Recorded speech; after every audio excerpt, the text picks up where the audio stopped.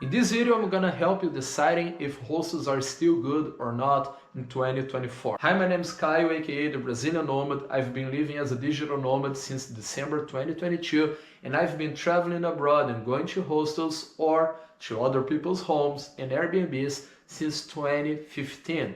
And I'm gonna share some personal experiences to help you realize, take your own conclusions about hostels in 2024. And the first thing is, they have changed a lot. My first hostel experience was back in 2015 in Buenos Aires, Argentina, and it's nothing like it is now in 2024. Back in 2015, for example, the hostel that I was at in Buenos Aires, it was roughly $5 per night with a breakfast included and towels. So it was a great deal. There was a lot of cool people there to hang out with. The personnel from the hostel, they were amazing. They were easygoing. They were like part of the people, hanging out, having fun. And hostels sometimes are not like that at all. So the first thing that you notice is hostels, of course, they still much cheaper than hotels because you're sharing a room with lots of other people, but they are not as cheap as they used to be. And I'm a digital marketer. I'm a business owner. I've been an entrepreneur since 2018, so I'm also all about money. However, there is a limit that you can't cross because, of course, it is important to a business to profit all the time, but not to the point that your customers are unsatisfied. What do I mean with that? Well, very simple. Recently, I was in a party hostel in Budapest, Hungary, and I was with a group of people that I met there, and we found out that they had a pool table down there. And when we went there, we asked how much it was to play, and it was basically 12 euros, not for 1 hour, 12 euros for one single match. And we were like super surprised because it doesn't make sense. Even if you go out there to a bar or something, you are not paying 12 euros per one match. Maybe 12 euros per 1 hour, we wouldn't complain because it was like 4 people together, but 12 euros for one single match that sometimes can last like 5 or 10 minutes, it was nonsense. And it raised the question, like we were already there, already paying to use their hostel. We were already customers. So just by charging, it's already a bit weird because most of hotels, they give you some treats for free. It's kind of included in the package. So when they decide to charge additional money for something that would be entertaining, we kind of understand them because it filters who really wants to play and who doesn't. But I don't think this is the right moment to profit. You know what I'm saying? Maybe 12 euros per hour, or maybe, I don't know, 3 euros per match. But 12 euros per match, we just felt bad about what was happening there. And this was not an isolated case. I've been to a hostel in Poland, and in this hostel, they wanted to rent me the towel per 8 euros. And I was just like, what? Wait a second. 8 euros for a used towel? And they were like, yes. So I said, no, thank you. And I left the hostel, I went to the supermarket on the corner, and I bought a fresh new towel for 6 euros.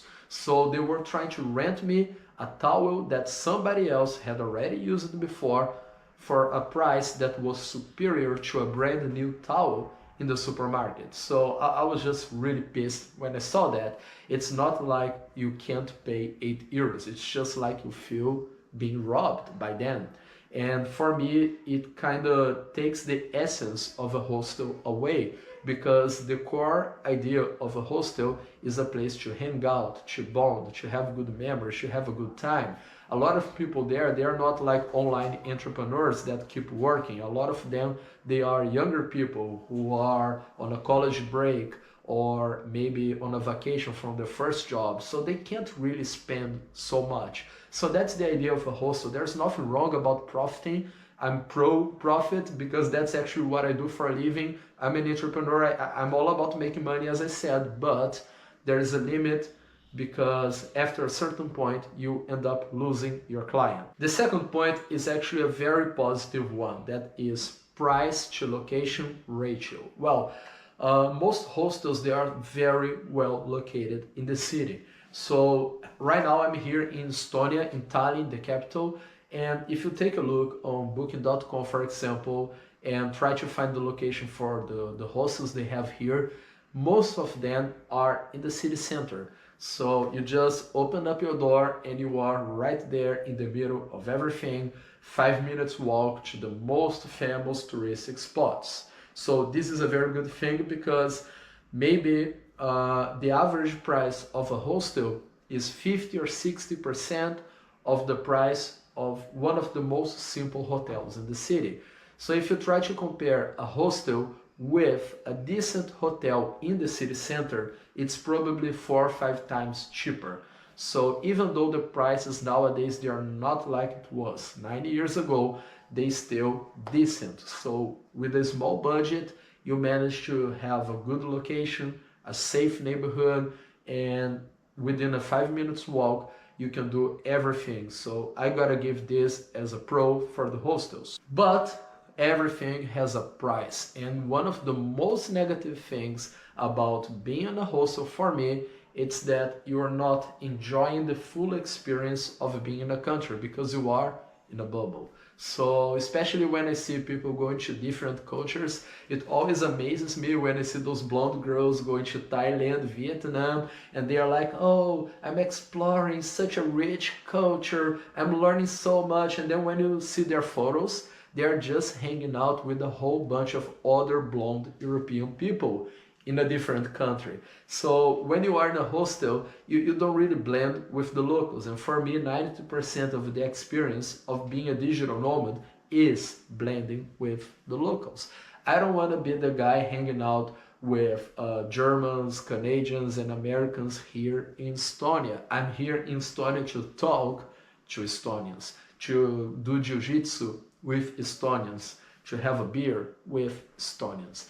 It's not like I'm not gonna talk to foreigners. It's like I'm not looking for talking to foreigners more than I'm looking forward to talking to local people. And when you are in a hostel, you have everything but native people, because native people are not going to be in a hostel in their own hometown. So you get a good location, you have people to hang out with, you make friends quickly, but you're not mixing with the locals. You're just seeing 10% of the country. So me, as a digital nomad, I always get a full apartment for me because I usually stay 1 month in the country. And since I do, I was going to say a lot of work, but this year I managed to work a little bit less without losing the money because I just learned how to work smarter. But I still work a few hours a day. So I need a space just for me. So I always get a full apartment just for me. And I only go to hostels when I'm going to be in the city for 3 or 4 days, because in 3 or 4 days, you're not going to learn anything about the country. 3 or 4 days, you're not going to mix with the locals. You're not going to pick anything from the language. You're not going to, I don't know, do jiu-jitsu with the local guys. You're just going to take a few photos, try a little bit of the local food, and visit a few places. So for that purpose, it's okay to be in a hostel bubble, because even if you get a hotel room or an Airbnb, you won't have enough time to blend with the locals. But if you're going for the long run, if you want to be 1 month in the country, 15 days, 2 months, do not go to a hostel. You're gonna be living 10% of the experience. You're gonna be in a bubble. So you cross the ocean, you go to a whole different country, a whole different culture, to keep talking to the same people. You're not gonna improve your your new language skills. You're not gonna learn about the local culture. So please do not be in a hostel if you're going to travel on a long term. Another pro that I'm gonna give for hostels is the level of networking you have there increased a lot. When I first started traveling back in 2015, most of grown-ups in hostels, they were like a bit hippie, woke people that were like off the grid, but most of them were actually just lazy people who didn't really want to work in their countries, so they actually went to cheaper countries to have like a sabbatical year. So they were just lazy people pretending to be cool and against the system and blah blah blah. So for me, it wasn't a good networking because I grew up to develop, I grew up to achieve something in my life. So ever since I can remember, I was always practicing sports. I was always going to good schools, going to language schools, and trying to achieve something in my life. So I've never been too comfortable hanging out with those guys in hostels back then because most of them they were people who didn't really want to get anywhere in their lives. But this reality has changed a lot because back in 2015 it was mostly, people who were avoiding work. But the world has changed, and nowadays a lot of people work remotely just like I do, and you're going to see a lot of serious hardworking people going to hostels nowadays. You're going to see people who work remotely for other companies. You're going to see people who own their own businesses. You're going to see people who do very interesting online jobs in hostels nowadays. So of course it's not the majority. The majority are probably regular people having a vacation, or students on a college break, or you also see a lot of people who have just been fired and they take a little money and take 15 days off. But you have like 10-15% of people who are actually going to be good for your business career, people that you're going to learn with them, you're going to share experiences, and when you follow each other on Instagram, maybe in a few months, new ideas come up, new businesses, new projects. So you might actually have some kind of business partnership with people that you meet in hostels nowadays. But now we have a negative point. As I said, 10-15% of people are going to be good people to network with. However, most of them, not so much. It's not about just getting older, but I've never really cared about the first world teenagers that go to hostel. They are just obnoxious, they are annoying, they have no manners, they are rude most of times, and you can't even talk to them properly. I mean, last hostel I was, there were a lot of 19 years old there, and I was in the Balkans recently, and when you talk to someone who is 18, 19 years old in the Balkans, it's one thing. When you talk to somebody who's from America or the UK who is 19 years old, it feels like you're talking to a child. It's completely different. So you try to have a conversation with them and they're gonna be like, oh my God, this is super cool. I mean, oh, this is amazing. Why do you like it? Oh, I like it because it's super fun. But they can't even like come up with reasoning. They don't have like good arguments. Why did you decide to study this? Oh my God, I super like that. Oh, I super like this subject. Oh, this is like super fun. All my friends are doing that. Okay, so the chances of having like a good conversation with them is basically zero. They are extremely childish, they're extremely obnoxious, and some of them, as I said, they're just so rude. You're talking to someone, they just interrupt and start talking, and you're kind of like, bro, what are you doing? Like, why you're just like getting yourself in the middle of a conversation that nobody invited you to?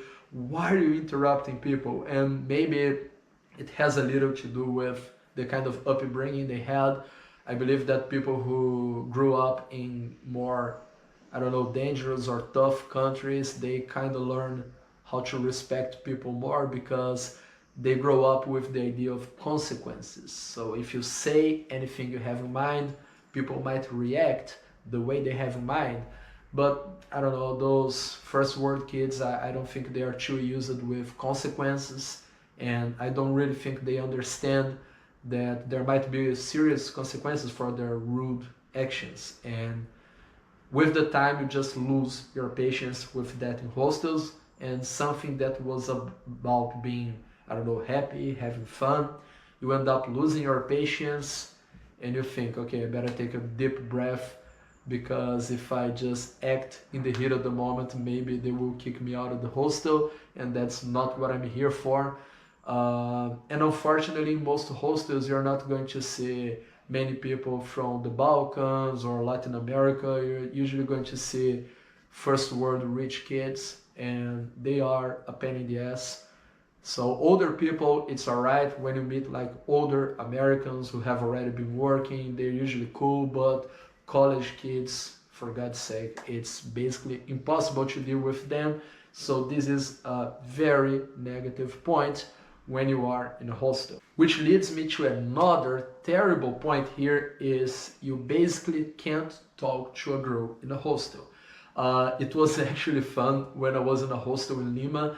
I was talking to this guy for at least 2 hours. He was from Australia. We become good friends there, and we were talking about everything. We were talking about MMA because I was saying that one of my favorite fighters is Alexander Volkanovski, and he mentioned that he used to go to the same gym as Alexander Volkanovski, and we were like talking a lot about the UFC. We were talking a lot about his jiu-jitsu practice, and we were talking also about workouts, about diets. And he asked me about my career, I asked him about his career, and we had a great conversation for about 2 hours and nobody interrupted us.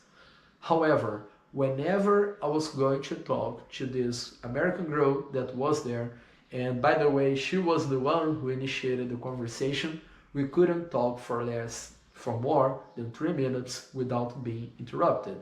Seriously, why are there so many creepy guys on hostels? It's kind of like they've never seen a woman in their life before.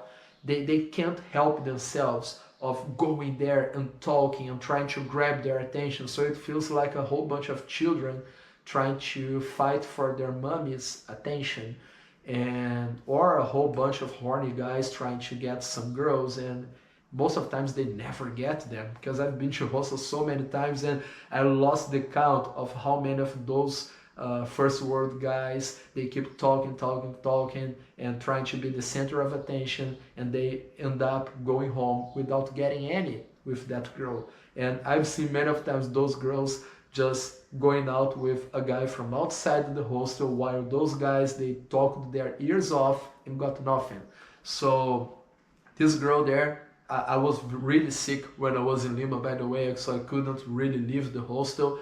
I had like to go to the bathroom all the time, so I was 4 days inside the hostel. Luckily they had food there, and every time this girl tried to talk to me, there would be some blonde American guy trying to interrupt. And it's funny because those guys, they pretend to be woke, blah blah blah, but they are actually the worst kind of people to deal with, because they simply don't respect guys from other places whenever they have the opportunity to talk with. I mean, we noticed that like other Americans talking to the girl, they would be okay. But whenever there was like a brown person or an Asian person talking to a girl, they just try to run them over. And somehow I believe they think they are superior, or I don't know, maybe there's something wrong about one of American girls talking to a guy from another country instead of talking to them. So they simply can't help themselves of trying to stop and interrupt the conversation. And sometimes it gets to the point that is just annoying. So I remember this one time I was in a hostel in Uruguay, and it was just me and another girl in the same hostel bedroom. And when I got there, I saw that she was having a meeting on her laptop, and when she finished it, we started talking. And turns out we do basically the same thing for a living. So our entire conversation was about digital marketing and sociology. We were talking about how life is in America, how life is in South America in digital marketing, sales, money, culture, sales, money, culture, sales, money, culture. It was really interesting. I had no interest on her as a woman. She had no interest on me as a man. We were like switching information, growing together, and then we went out there to have some dinner, and food in Uruguay is amazing. And then when we came back to the room, there were some new people there.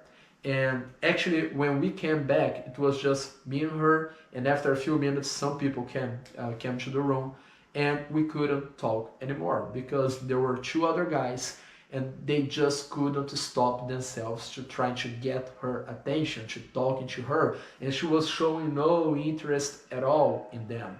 But they just couldn't stop. Oh, I see a woman, I have to talk to a woman, I can't talk to anybody else. And it's kind of annoying because they see you talking to her and they invite themselves to the conversation, and they kind of want to take you off the conversation and take her just for themselves. So I remember that those two guys, they were not together, they just arrived pretty much at the same time. One was also from Brazil, the other one was from the Netherlands, and they just said, hi, hello, how you doing, what's your name, where are you from? And they asked me the same question, just not to be awkward. And after that, they never asked me a single question again. It was all just about her. And we were like in the middle of a working conversation, talking about important things, because her business was slightly different from mine, because I was more into Facebook ads and Google ads. She was also doing that, but a little bit differently. She was also helping her clients with sales process and funnels. So our job was very similar but slightly different, and the conversation was really productive, and we just couldn't talk anymore because other guys, they can't stop themselves when they see girls in the hostel. So it's kind of like, guys, come on, if you want to go out with her, just say it. Hi, I find you beautiful, I want to take you out, you want to go out there and have a drink with me? And she's gonna either say yes or no. Just be a man. Don't try to be manipulative. Don't try to create a whole scenario of manipulation and saying whatever you think she wants to hear. Just be straight, you know, just go there and talk to her. I mean, hostels are so full of those kind of guys, you know, very manipulative. They usually let their hair grow, and they wear lots of accessories, and they have some mystical tattoos in their bodies, and they start to pretend to be Hinduist or Buddhist, and they have this hippie atmosphere. But in the end of the day, it's just a manipulative guy that gets dressed like that and pretends to believe in those things because it's actually what he thinks that girls want to hear. So, you know, this is not like a woke person. I'm actually the opposite of woke. It's just like regular guys hate this kind of behavior. I respect you much more if you just go there and say whatever you think you have to say. But I don't respect the guys who are going to manipulate, create a persona, and try to persuade the girl into bed with him. Just be straight, go there, ask her out as a man. I can't imagine any of my brothers from the army creating a whole scenario to persuade a girl. No, most of them will just go directly there and say something. I can't imagine any of my friends from martial arts, from MMA, going to a girl and trying to persuade. They would just go and do something. And one more point that you really gotta have in mind. I mean, hostels can be fun, you make friends quickly, you are near everything, you don't spend so much, but think about your privacy. Because me, after 3 days sharing a room with other people, I kinda lose my mind.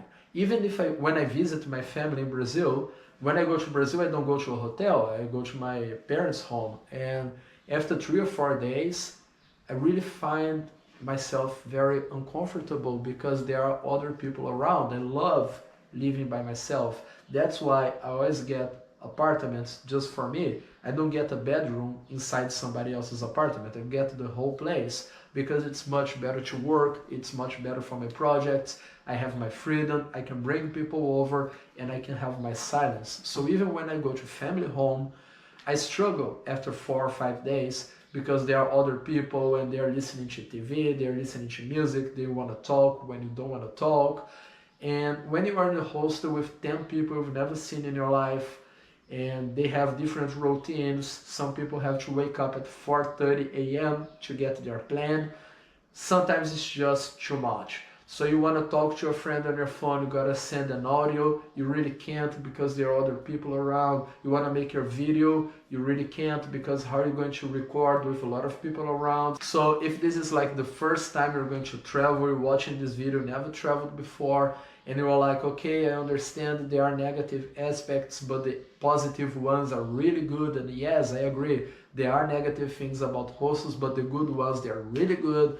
But think about your privacy. It's annoying to be 10, 15, 20 days in a place with zero privacy, with people around all the time. You can't speak anything you want, you can't make videos, you can't work properly. So before your first trip, make sure that you think about that.